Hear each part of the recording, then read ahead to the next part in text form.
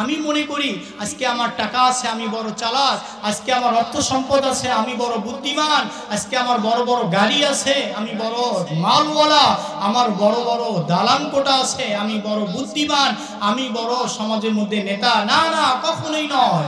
সবচাইতে বোকা হচ্ছে ওই ব্যক্তি যে নিজের নফস অনুযায়ী জীবন যাপন করে আর মিছেমিছি এই ধারণা রাখে যে আল্লাহ তাআলা আমাকে মাফ করে দিবেন, আল্লাহ তাআলা আমাকে মাফ করে দিবেন। সবচাইতে বড় বোকা, সবচাইতে বড় নির্বুধ হচ্ছে ওই ব্যক্তি।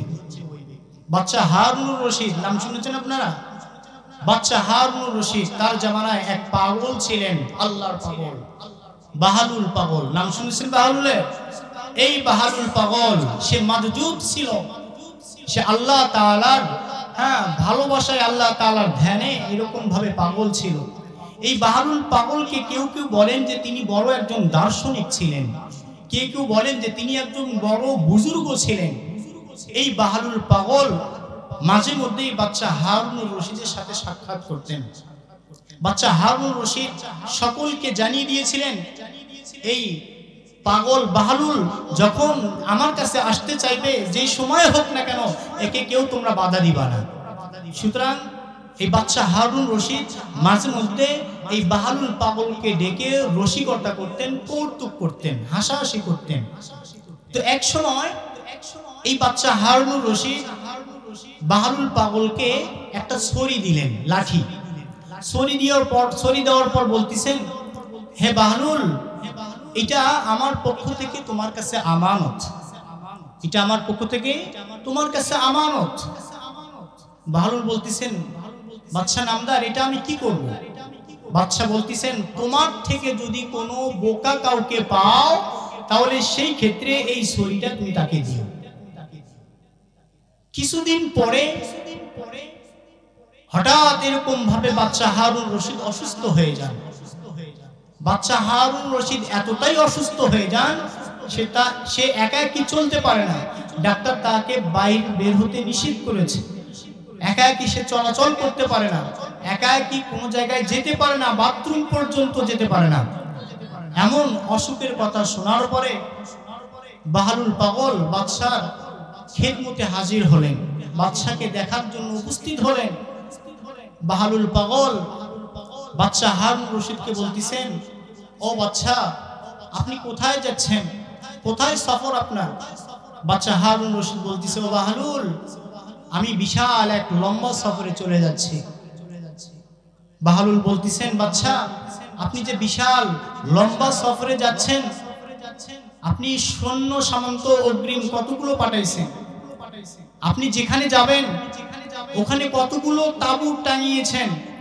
আপনি যেখানে যাবেন ওখানে আগাম কতগুলো খাবার পাঠিয়েছেন?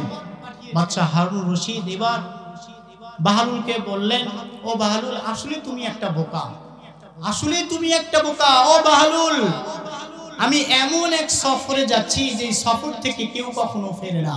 আমি আখিরাতের সফরে যাচ্ছি। ও বাহালুল, ওখান থেকে আমি আর ফিরে আসবো না। ও বাহালুল, ওই জায়গায় কোনো সৈন্য সামন্ত পাঠানো সম্ভব নয়, ওই জায়গায় কোনো তাঁবু গাড়া সম্ভব নয়, ওই জায়গায় কোনো দুনিয়ার মাল পাঠানো সম্ভব নয়। এইবার বাহালুল পাগল বাদশার দেয়া যেই ছড়িটা তার কাছে ছিল, যেই লাঠিটা তার কাছে ছিল, এইটা বাদশাকে দেওয়ার পর বলতেছে, ও বাদশা, আপনি এতদিন আমার কাছে এই জিনিসটা আমানতে রেখেছিলেন আর বলেছিলেন, আমার থেকে বড় বোকা যদি কাউকে তুমি পাও বা আমি পাই তাহলে এই ছড়িটা যেন তাকে আমি দিয়ে দিই। ও বাদশা নামদার, আজকে এই ছড়িটা দেওয়ার উপযুক্ত মানুষ হিসাবে আমি আপনাকে পেয়েছি। আল্লাহু আকবার। ও বাদশা, আমি মনে করতেছি আমার থেকে বড় বোকা হচ্ছ তুমি। কেন? বলে, দুনিয়ার 4 দিন 5 দিন সফরে যাওয়ার জন্য তুমি অগ্রিম সৈন্য এরকম ভাবে পাঠাইছো, ওখানে থাকার জন্য আগে থেকেই তাঁবু নিযুক্ত করেছ, তুমি ওখানে কিছুদিন ভালো খাওয়ার জন্য, ভালো থাকার জন্য আগে থেকেই তুমি মাল সম্পদ এরকম ভাবে পাঠাইছো, খানা পাঠাইছো, পানির ব্যবস্থা করেছো। অথচ 2 দিন থাকার পরে আবার তুমি নিজের বাড়িতে ফিরে এসেছো। ও বাদশা, ওইটা তো তোমার 2-4 দিনের সফর ছিল, আর এটা তো তোমার লম্বা সফর।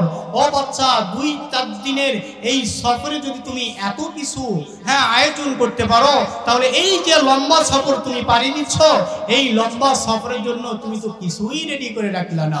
আল্লাহু আকবার। এইবার বাদশা বলতেছেন, ও বাহলুল, আমি এতদিন তোমাকে বড় বোকা মনে করতাম, আসলে তুমি বোকা নও। তুমি সবচাইতে বড় জ্ঞানী, সবচাইতে বড় বুদ্ধিমান, সবচাইতে বড় আল্লাহ তাআলার ওলি। বলেন সুবহানাল্লাহ। বাহলুল গো, আমি তো তোমার মতো করে কখনো চিন্তা করিনি, আমি তো তোমার মতো করে কখনো ভাবিনি।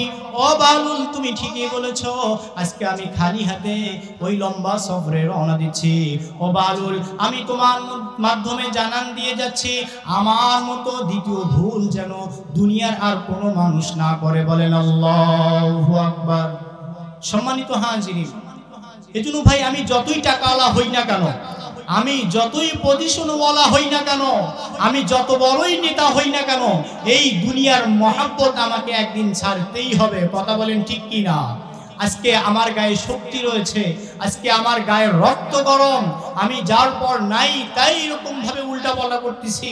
আমার কাছে ক্ষমতা আছে, আমার কাছে টাকা আছে, আমার কাছে জনবল আছে, সুতরাং এইগুলোর মাধ্যমে দুনিয়াতে আমি জুলুম করে বেড়াচ্ছি। ও ভাই, শুনে রাখেন, সাবধান, এই দুনিয়ার খেলা বেশি দিনের নয়।